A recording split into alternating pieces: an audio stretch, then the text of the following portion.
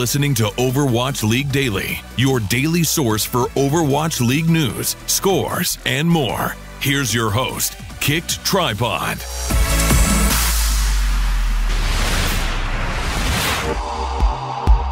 Good morning, Overwatch League fans. This is your Overwatch League Daily episode for February 28th, 2018. Actually, I'm going to be posting this episode a little bit early because I sat down with Overwatch League caster and analyst DoA to discuss a wide range of topics from casting, Overwatch League, and of course, particular team and player conversations as well. Without further ado, here is my interview with DoA.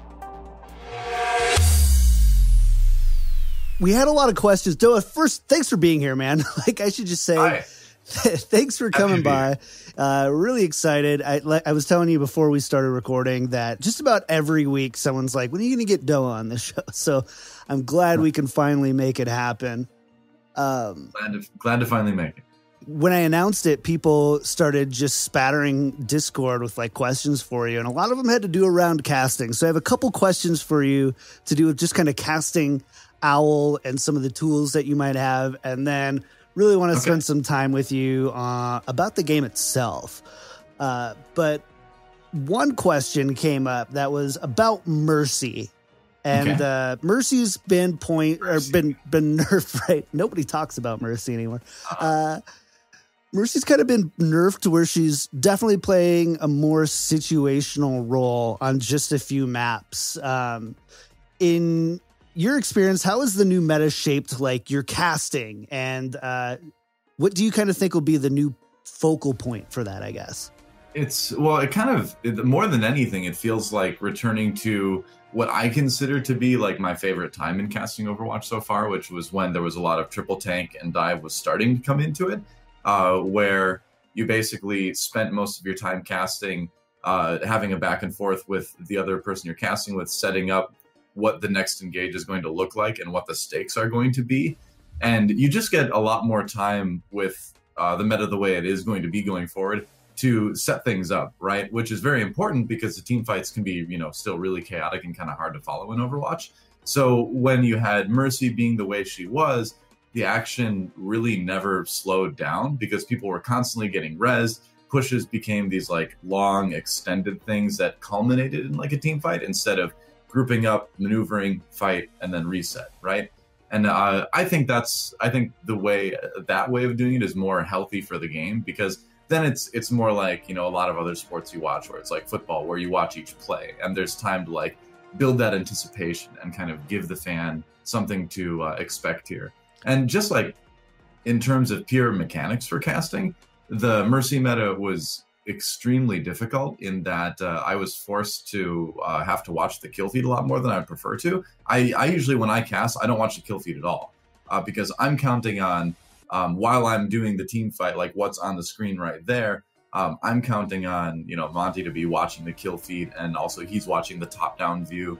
And then once we get done with the initial action that's right in front of the viewer, then he can say, oh, some guy, this person died here, or it was this block that set up this thing. And so having Mercy in the meta with the instant reses made me have to watch that kill feed anyway, because I needed to know when people were coming back up again. Because if I'm watching the screen, and it sounds weird to say because everything's on the screen right there, right? Someone's like, why can't you watch it all at once? But when you're in the heat of the moment, it doesn't work that way. Moving your eyes from what's happening right in front of you to the kill feed and back again is a big disconnect, and you lose kind of the narrative of what you're saying. So you'd be talking about a fight and you'd be building this sort of story within the fight, right? The action is happening, and then the res comes in, and then it completely derails everything you've set up. It kills all the hype you've built. And I think that was just really bad for the game. It was bad for the enjoyment of watching the game. So going forward, I think we're going to go back to, I think we've already with week 1 gone back to a much more fun way of viewing the game and a much more fun way of casting the game for me, where I can be excited about a kill because it matters. It's probably not going to get immediately reversed again, So I think the game's going to be in a great state going forward, viewership wise, and it certainly is easier to cast. It gives me more flexibility talk about more interesting things instead of huge reses, you know? Something that I found really interesting is how much shorter, or actually not how much shorter fights are now, but how much longer fights were during the Mercy meta. It's crazy. Yeah. It was just kind of like nonstop. You saw far less kind of like resets and disengages. Something that we've touched on in the past, but I'd love to hear your opinion on is we've had some people say that with the Mercy meta kind of going away, that the Korean teams might have a distinct advantage in the sense that Western teams have kind of made a game plan around like almost kind of like a risk reward system with the ability to make a mistake and then have Mercy correct that mistake. Whereas Korean rosters are a little bit more, I guess, maybe disciplined in that sense. And you spent a ton of time in Apex. Do you think that there's some truth to that? Yes and no. I do think that if you look at, especially New York and London, and to a certain extent Seoul, they generally do have crisper execution. And I do agree that in general, Korean teams have shown crisper execution when it comes to making plays on payloads or on points and things like that. And Mercy did kind of cover up for some of that because you got the instant res. So if you were kind of messy about how you engaged, Mercy would kind of like shore that up a bit. And with that going away, I do think that the teams that were strong in that regard before will be, a little bit stronger right now. That said, I think with Overwatch League the way it is now, I think the distinction between Korean and Western teams is going away already. I don't know how much of that is going to go away completely over the course of the season, but if you look at teams like Houston Outlaws, I think they do generally everything in a very crisp, very well executed way. So I put them right up there, with a lot of Korean teams I've seen. I think Dallas, once things are kind of stabilized a little bit more, are going to be able to show that because they did show that as Envious in Korea in the past. And even a team that I'm a little bit surprised about, Philly in the first week actually looked really good in general. Yeah. That was a team that I thought in stage one used Mercy as a crutch a bit more than some other teams in the way that Fraggy would go in and like die a lot more than other Winstons and kind of need that instant res, So, but they've looked very good in week one. So I think traditionally, yes, the Korean teams have had better execution, and so Mercy going back to the way she was would favor them. But with the way Overwatch League is right now, I don't think there's as big of a gap as people say, as there was in the past. So I think a lot of people too have kind of created this Korea versus the world type storyline every time we kind of run into it too, and it's really cool to see that. That's kind of how it's always been in esports. Right. Korea's kind of created that more than anyone else. Right, that's true. But there's definitely, I think surprisingly so, a much smaller gap in skill between Korean and Western teams that probably we're even either used to seeing or used to being told that we're seeing. So that's definitely really refreshing. I did have one question kind of back on casting for a second. Is Monte recently posted a photo with 6 screens and all that stuff with all the different feeds and stuff you have. We've got 5. 5? Right now. Yeah. Yeah. That room is interesting. Is that just a dark room, by the way, with a green screen, couple lights? It's this little room off to the side that's kind of under the stands almost. And we've just got a green screen behind us and then a camera in there and someone taking care of us. And then, that's where we stand and we cast the games. I think a lot of us would prefer to be out in the crowd. Yeah. That's something that we've been pushing for. So hopefully they can restructure the way the stage is a little bit to allow for that. I know right now everything is so tight packed in there that if they were to move us out there, they might run into some fire marshal issues, blocking exits and all that kind of stuff. So they're aware of it. And I think the production would like us to be out there in the future. But, I think everyone just kind of wanted to get the league started, and this was the best way to do it initially. And it's worked okay, but I definitely do prefer to be like out in the crowd. But as far as your monitor questions go, we've got the program monitor. We've got the top-down view. We've got like a stats monitor that's updated in real time, which is great. And then we've got the two new ones they just added this week. And one's like a multiple camera view. And the other one is, I don't even remember what the other one is, actually.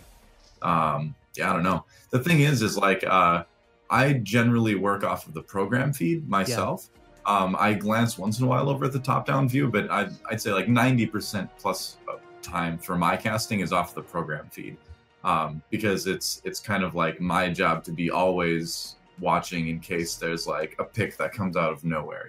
Right. I need to be able to react to things and be excited, whereas Monte has the ability to focus on the top-down view, the stats and things like that, because while I'm yelling and being excited about things, then he's able to come in afterwards and kind of break things down, or he's able to use that view to sort of like set things up a little bit more.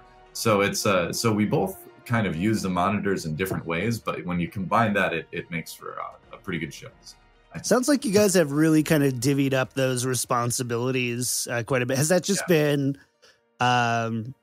based on the years of you guys working together and kind of working out your flow?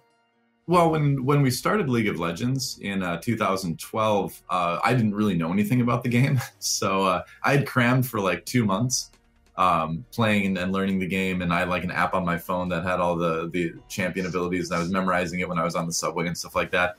But he knew, I knew that I needed a good analyst, and so that was his role. So right away, just from pure experience perspective, I was the play-by-play and he was the analyst because I didn't really know much about the game. But as time went on, I think Monte was born to do the analyst role, and I found that more and more I enjoyed doing the play-by-play. And before that, in StarCraft 2, I had taken more of an analyst role in a lot of the casts I do, and I do like to get in depth with games that I work on. But I think over time, I just kind of realized that I was more skilled in being the play-by-play guy. And if I'm honest with myself, I'm not the greatest with numbers. I'm not the greatest with properly analyzing statistics and things like that. So I've found that it's kind of better to sort of focus on the entertainment side of things, and he focuses on the analytical side of things, and it kind of works well together. Yeah, that's awesome. I love the dynamic. So you guys have definitely kind of really kind of set the standard really high. So kudos to you guys. We've got a lot of good casts as well. Yeah. Let's talk a little bit about Overwatch League though, and kind of bring it all in there.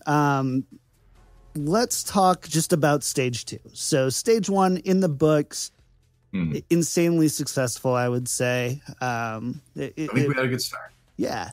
And I think there just came out something on Twitter yesterday that Overwatch League passed LCS for concurrence and stuff like that. So like that's. So I will say with that. Yeah. I will say with that. I'm the happiest, and I think 90% of the people in the esports industry are the happiest when all the games are getting good viewership. Because if all the games are getting good viewership, then that means the industry is doing well. So it's I don't think we're really out to beat another game. Totally. But at the same time, it feels good because so many people were calling Overwatch a dead game. So it feels good that we have very strong viewership. But I don't think we're not out to beat LoL, but it does feel good to kind of prove those people wrong. Well, it's just nice to know that all this hard work and time and everything else going into the production and the players and the infrastructure, isn't like. I remember I used to do a lot of Hearthstone stuff, and in Hearthstone, we for a little bit we saw some leagues pop up, people trying to turn Hearthstone leagues, and the companies were going bankrupt. Yep, that was actually the first time I was introduced to you as Hearthstone. So. Oh, really? Oh, okay. On what was it? Masters? Was that the one? OG? Yeah. Yeah, I can't. I think it was OG and Hearthstone Masters. Yeah. Yeah, that sounds right. Did 6 or 7 seasons of that. Yeah, and you saw some of these companies try to create these leagues, and you just saw them kind of falter and fail, and it's just really cool to see that that Overwatch League has, I would say, by just about every metric been successful and has kind of beat a lot of expectations in that. But kind of going back, stage 2, what are you looking forward to the most? I mean, kind of broad question, but like what gets you up in the morning and be like, man, I'm really excited to check out Overwatch League today for stage 2? I mean, right now it's just the Mercy meta going away, honestly. Like, I hate being so negative about a certain hero or a certain meta and all that, but man, I do feel like the Mercy meta was really oppressive for like the enjoyment of the viewership of the game and my personal enjoyment for casting and all that. So the fact that that's gone and I can go in and like I mentioned earlier, I can get excited about kills again because kills actually matter, they're impactful, and that's just basically it. Because now I think this meta is actually going to be, the best we've ever had, because you've got Mercy, who is still doing what she is best at doing, which is enabling picks like the Widowmaker or the McCree to a certain extent, in that you've got these sort of poking heroes or the sniping heroes that are in the back lines. And if they die due to getting like picked by a Tracer or another Widow, you can bring them back up again, and that's fine. Like, that kind of res is okay. I like that it enables that. I just am glad that the resing 2 400 500 HP tanks in the middle of a fight is gone, because that is not good for the game, I don't think. So now we have an opportunity where teams can still play the dive. They can still play poke comps. We've seen these pick comps with like Orisa Roadhog, Junkrat coming up. Those aren't going to go away, I don't think. Triple tank is back again. Now we're going to see more Zarya. Moira's enabled again. So I think just in general, this is going to be like probably one of the most diverse metas that we've seen in Overwatch. And so that's very exciting to see a lot of different stuff. And I think the maps kind of support that too. So yeah, I think it's just a perfect storm of awesome for this stage. On a side note, when you started mentioning about Mercy resing a 400 health tank or 500 health tank, do you think that there's any way that they could, outside of like the fix now, that they could change it? Like, an idea I've heard kind of circle around, one that I've had for a while, is like, what if res was channeled, and the longer you channeled it, the more health something came back with, or something like? Do you think that there's a different way to make that, or do you just like this approach to Mercy of kind of remove the focal point of res and the power of res, kind of make that really secondary to her other abilities? Yeah. I do think that. I think that her strength, without being a game developer myself, obviously, I'm just an outsider looking in, but like, I feel that her strength should always be and seem like it was intended to be just a very powerful healer. You have to switch to a weapon to attack something to begin with, unless you want to melee them with your giant stick. But like, your job is to just heal people, right? So I do like that res is sort of tertiary now to the main objective of Mercy, which is just to keep people alive or damage boost. You look at Valkyrie, and you're still doing this like cool thing. You're flying around the air, AoE healing people, being a mobile supercharger to a certain extent, and you can pull out the pistol once in a while.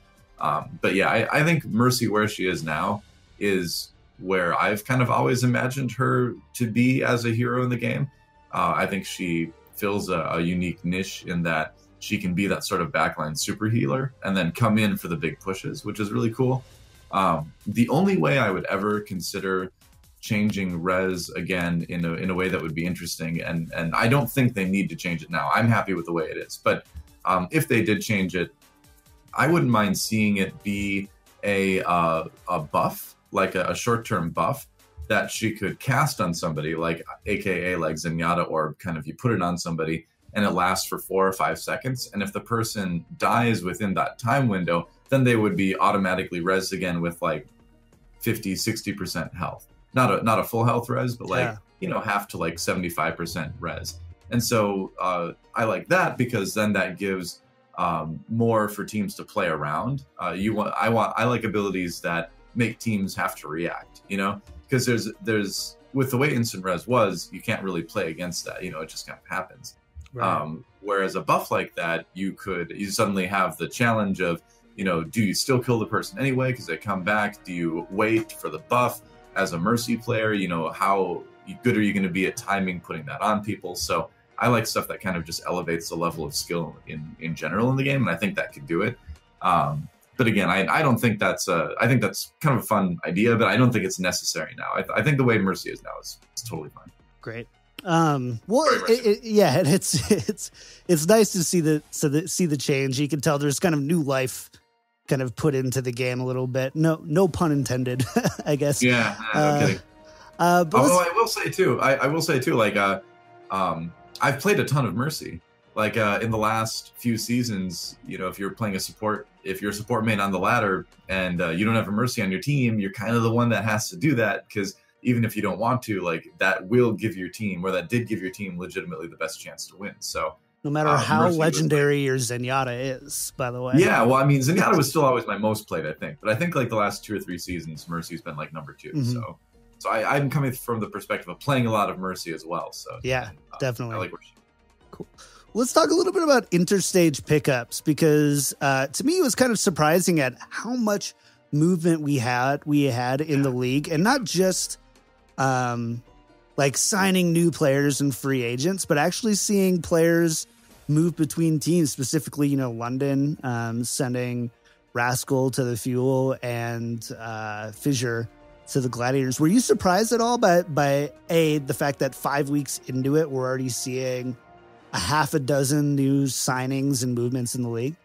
Yeah, I was surprised that we saw as much as we did. I thought we were going to see some pickups, and I knew there were going to be some pickups, but I didn't expect there to be so many player transfers. That was interesting to me. I mean, the ones that happened make sense. Rascal and Fissure weren't getting a lot of play on London, so it was good to see them go to a place where they will get a lot of play. Let's see, and yeah, I think they make sense, but I am surprised to see that much movement. But the picks in general, I think everybody made out pretty well as far as the changes and rosters between stages went. Are there any teams that you are disappointed by maybe the pickups they did make, or confused by, or on the other side of things, like, oh yeah, that's really good and that really skyrockets this team? Kind of. I think Dallas really benefits a lot from the picks they've gotten. I think Rascal and AKM are both, incredible pickups for these guys, and where you've got XQC back again, Taimu dabbling in the tank role again. I think Dallas has a lot of really good stuff to work with, and I think they're going to do a lot better this stage because of that. The one that kind of surprised me a little bit was China, and I think their pickups are good.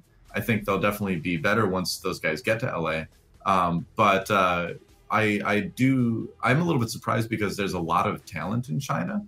If you look at Miraculous Youngsters and some of the other top teams, I think there's enough talent in China to kind of fill that roster out with more Chinese players. So I am a little bit surprised that they would choose to bring in some Korean players, because I don't know any of those Korean players super well personally, but I don't know if any of them are like fluent in Mandarin, or how much the language barrier is going to be an issue. So I'm curious to see how that one's going to work out. And I feel like with all the teams we had in China, it's kind of surprising that they didn't want to fill those spots with other Chinese players. But yeah, we'll see what happens. Well, in China, it's kind of still players from where you are. So right. Well, in China has kind of been, the subject of a lot of conversation as far as the overall roster performance. It always feels like we're 1 or 2 matches away from Shanghai finally breaking through, and like this is going to be the stage. This is the year. I'm from Minnesota. I think aren't you from Minnesota as well? I'm originally from Wisconsin, but I lived in Minnesota from like 13 until I moved to Korea, so I spent a lot of time there too. Got it. So the Minnesota sports thing where it's like, this is our year, and it never is, and you're just constantly disappointed. Go in the playoffs a lot, yeah. You just always just wear your team swag under like street clothes because you love your teams. I grew up as a Packers fan, so I don't have a problem with this. Oh no! Everything was fine for me. Didn't want to have to end the interview this way, but bye. Thanks. No, I was just kidding. It was a rough season for us. There you go. You had a better season than us this time. I mean, same old thing. Anyways, but Shanghai has kind of been, in the same boat where it always kind of feels like Shanghai, while they're constantly improving, they're always just like, they feel like stuck at 95%. It's like a Windows update. You're just like stuck at 95% and you don't know when it's finally going to, turn in all the way. And we saw the Mayhem too kind of go the route of picking up some players that with a little bit of a language barrier. They brought in Ryder as a coach who, speaks Korean and stuff. So that there is something there, but with Saya player and Awesome Guy, they're bringing in 2 Korean players in a roster full of Swedes and Finns. Yeah. Do you think that that's just not like the level of? I think it's okay if the support is there for the Korean players. I think having a Korean coach is really good. I feel like in the past, where you've seen Korean players struggle the most is where there's just one on a team of non-Koreans. It seems like Korean players tend to do better if they have another teammate or a coach that they can still kind of speak their language with and things like that. I feel like it's just kind of how Korean player pickups have gone in like League of Legends and stuff in the past too. You'll see that. But with Florida specifically, I actually played a bit of Overwatch in the beta with Awesome Guy, and his English is like okay. I'm not so sure about Saya player's English, but I'd imagine it's probably passable too if he's coming along in this sort of pickup. And all those guys on Florida are pretty friendly guys, so I don't think they're going to have trouble like getting the new players to sort of like socialize and be part of the group and all that stuff. So I do wonder if there's going to be a language issue, but at the same time, I think shot calling wise and call out wise, you can catch up pretty quickly, whether you do it in English or Korean. If you looked at Immortals over the summer when they were playing in Contenders, they were actually using like a mix of Korean and English in shot calling. Yeah. Because some of the call outs are just simply faster in Korean. So some of the English language speakers were learning to do some of that too. So I don't know if that's what's going to happen on Florida, but I think the language barrier when it comes to just simply doing call outs isn't super hard to overcome. So I think initially it'll probably be a boon for those guys, but once again, I want to see it in action. But it's interesting to see Awesome Guy come back. I haven't actually seen him for a long time, so yeah, that'll be cool to see him playing again. Saya player, of course, is a great tracer and had a lot of good games in Apex. But yeah, we've had Sideshow on the show a few times, and something that he's really emphasized is he thinks is something that's really important in the long term to Overwatch League teams being successful is a 12-man roster and being able to basically have intra roster scrims, 6v6. You don't have to look for other teams to scrim and stuff. How important do you think a 12-man roster is? Do you think that Overwatch Contenders and the Contenders Academy maybe helps alleviate that a little bit? Like, what are your thoughts on just kind of the roster sizes? I think you definitely want to have 12, and if you don't have 12, you want to have a Contenders roster to scrim against. I think there's a massive benefit to keeping things in-house, and you see that all the time through all sorts of different esports, right? I mean, League of Legends, all the Korean teams had sister teams until Riot made them do away with that. And in the early days of Overwatch too, the top 2 teams in Korea initially were Mig Frost and Mig Blaze, started by Woong, the former League of Legends pro, who also had teams by the same name early on in that game. And these 2 teams, which became Africa Blue and Africa Red, early on in Korean Overwatch were very dominant. And the big reason for that is that all these guys practiced together. They had 2 apartments, I think, that they put everyone in, and they would just practice against each other only pretty much all day. Like, I think they spent the first couple of months only practicing against each other and like refused to scrim with other teams because Woong and Tyrong was actually the coach at that point too, wanted to develop internally first and develop a lot of strategies internally and not share that, and then just kind of make each other better. And that served, really well. Right up until Apex Season 1 finals when Africa Blue got bodied by Envious. But it did well otherwise. Yeah. Oh, man. They were more dominant in the tournaments before Apex began, really. Right. Well, I mean, it's been kind of interesting, too, to just kind of see the see the different storylines and the different teams and how they've kind of adjusted to Overwatch League. I think Houston Outlaws is kind of the perfect example of a team that, you know, they lost their first 4 or 5 games. And they had a really tough first couple of weeks, even in the preseason, you know, always one of the top tier teams. But then now we've kind of seen them really kind of come into their own. What do you think has been kind of Houston's key to success in the fact that they are probably, I would say, the best Western team right now? I'd agree. Yeah, I'd agree. Out of the teams that are not 100% Korean, I would say Houston is probably the best right now. And I think a big reason for that in the last stage and probably going forward too is that they're a very good anti-dive team. They handle that really well. It's really hard to break them on defense, especially. Thinking back to some of Jake's Junkrat defense on Lunar Colony, like it just looked untouchable for like weeks, you know? So I think they do have a real strength in that. The other part of it is that, again, they just have a lot of really crisp execution, and just pretty much everybody on that team is just very talented too. Like they managed to put together just a group of very individually talented players. So I think as that develops, they're going to continue to be like a top team in the league. And those guys have already, you know, given, you know, London and New York some trouble, and certainly Seoul. So yeah, I'd say they're top 3, top 4 team for sure. Or should be going forward. Something that we've also kind of see teams do, and Outlaws always comes into mind, especially with Spree, is kind of bringing in certain hero specialists. Where you have Spree is obviously known for his Zarya first and foremost. Do you think that we're going to see more specialization in Overwatch League, where you might bring in, you know, we see Gambler coming in to Seoul Dynasty, finally confirmed.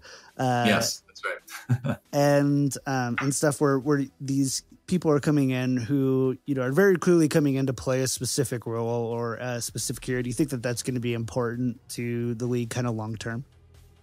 Yeah, for sure. I think that that's another reason why you want to have 12 players, right? Is because you're going to have people that are incredibly good on one hero or 2 heroes. So they're not going to be like your workhorse players that you put in for every single map and all that. But they will be players like we saw Spree be, to be that specialist, right? Where when you need that really good Zarya, you bring him in and then he just, you know, rocks people. And when you look at maps like Lijiang Tower and things like that, being in the pool this stage, Zarya players are going to be at a premium. And I think with Triple Tank coming up in general, having those individually skilled players is going to be good. Because we talked about this a little bit earlier, that the meta, I think, is going to be more diverse than it's been in a long time. And the Mercy meta was fairly diverse pick-wise, but now it's going to get even more so. So individual superstars on one hero rather, are going to be important. So hopefully teams build up those rosters, because I think they are going to need them. Something that's kind of interesting too is I feel like Houston and Boston have kind of switched places recently. As far as you saw in stage 1, Houston really struggled in the beginning. They're kind of trying to find their DNA and try to really, you know, come together as a cohesive team, even though they've got that FNRGFE core. Boston, on the other hand, like kind of really, you could tell really early on that they were very coordinated. That they had different plans in place. And now in stage 2, we've kind of seen them struggle a little bit. Why do you think that Boston has been struggling as of late? Mm-hmm. Well, it's funny. I actually talk about this on the preview show for week 2. So I'll give you a little preview here with that. But I think Boston, more than anything, just kind of had an off week. And since it is only just the first week of the stage, I'm willing to give them a pass for those games. And they were pretty brutal games, honestly, for those guys. But everybody on that team just didn't look like they were at the level that they were at in stage 1. So I think more than anything, it was just an off week for those guys. That said, I think looking forward into stage 2, they could struggle a little bit in that it's going to be tougher for Dreamcasper to be this like superstar carrying Genji, because the dive meta is not going to be quite as prevalent as it was before. And we saw that in their first match where they played him mostly on 76, I think, if I remember right. And it didn't go quite as well. And he's a good 76 player, but there's just like you can only carry on 76 so hard, right? So this kind of puts more pressure onto striker, and again, I'm not sure if it was that they were having an off week or striker just isn't up to the task of carrying harder now on tracer. But either way, I think they might kind of struggle in that Dream Casper it's going to be harder for him to be that big superstar carry that he's been in the past. So we'll see. I'm not ready to like say they've got major problems just yet. I think that was an off week, and we'll see how week 2 goes, and then after week 2 we can evaluate that a little bit more accurately. But one does wonder a little bit about Boston going forward. Yeah, I mean, they've already, I would say, kind of have defied expectations a little bit, where when the roster was announced, you saw, man, just a lot of, I would say, critical views on the players, and then you saw them in the preseason, like the style, and obviously now they've clearly shown that they can play and compete at a really high level too. I mean, it takes a lot to beat a team like London, and so yeah, for sure. I don't think people saw Boston beating teams like London, let alone in stage 1 right away. Well, Boston was a great surprise. Like I think somewhere I said like Boston was my greatest big positive surprise from stage 1, because they kind of were the butt of a lot of jokes going into it, with like President Huck putting together this like roster of people that a roster of players that people weren't very sure about. But man, their that intro roster, video didn't help either. No, the first one, not a whole lot. Yeah, but they did better than Philly anyway. That's true. But they really proved themselves as a team absolutely deserving to be in Overwatch League. So it was kind of disappointing to see them go, I think 0-8 it was, right, in week 1. So in terms of maps, but we know these guys have a lot of talent, and so I think this is going to be a big challenge for them to sort of adapt to this new meta, because they were so well practiced on the old one. So now the question comes in, can you adjust, right? That's another strength that teams need. And so we're going to see if Boston has that. So last question for you. Don't worry, this one's not too hard. But what team do you think has the best chance of taking it all the way in stage 2? I think, and I know this is going to be kind of surprising, and I'm a little bit not sure about this too, but I kind of want to say Seoul, actually. Which Seoul had a rough end of had a rough stage 1, right? Yeah. It started out okay. It got kind of rough towards the end. They ended 7-3, which is still a good record. I mean, 7-3 is a great record, right? But they clearly were having trouble with the Mercy meta. Nobody could really play that hero very well on the team. Jaehong was like the best of them, but they needed him to be that flex support. So now that Mercy is kind of sidelined a little bit, I think that Seoul's going to be a lot better, because now you can go back to like Jaehong playing the Zen, playing the Ana and all that. More importantly, Toby can go back to playing the Lucio. He can do all that shot calling a little bit easier than he could before when he had to try to play Mercy. He's said in interviews himself that, he is improving at timing out enemy ultimates again and things like that, which he can do easier on the Lucio. And if week 1 is any indication, they certainly do look better. And Miro is just simply playing better himself too. You add into that now Zunba can come back on the Zarya a lot more often, which has always been his best hero. And you pair that with Bunny, who used to be very good in Korea at pairing his Tracer with Burner's Zarya on their team. And so you get that kind of combo with Bunny and Zunba, hopefully now going forward, that I think Seoul just has like a lot of things going for them that have been sort of unlocked by this change in the meta. So yeah, I think Seoul's got a good chance of taking stage 2. Awesome. Well, DoA, we're giving everybody an extra long episode of Overwatch League Daily, which I love. I talk a lot. I'm sorry. No, it's perfect. I'm like, you know what? We'll just keep going because I love it. I can't thank you enough for coming on this show and lending your insight. Make sure to, of course, follow DoA Casting, Overwatch League, twitch.tv/Overwatch League, overwatchleague.com, all that stuff. Follow him on Twitter at GGDoA. Anything else I'm missing, DoA? I think that's about it. My Instagram has a lot of Warhammer stuff, so if you're into miniature painting and all that, you can find that on my Instagram. Congrats on your second place, by the way. I saw you guys. Did you take the second place in the was it the painting of your Warhammer figures? Oh, well, there was another painting competition that I took third in, actually, a couple weeks ago. Oh. But on Sunday, I played in a tournament for a game called Shadespire. That's this combination tabletop board game, living card game sort of thing. But it's really deep. There's a lot of strategy in it.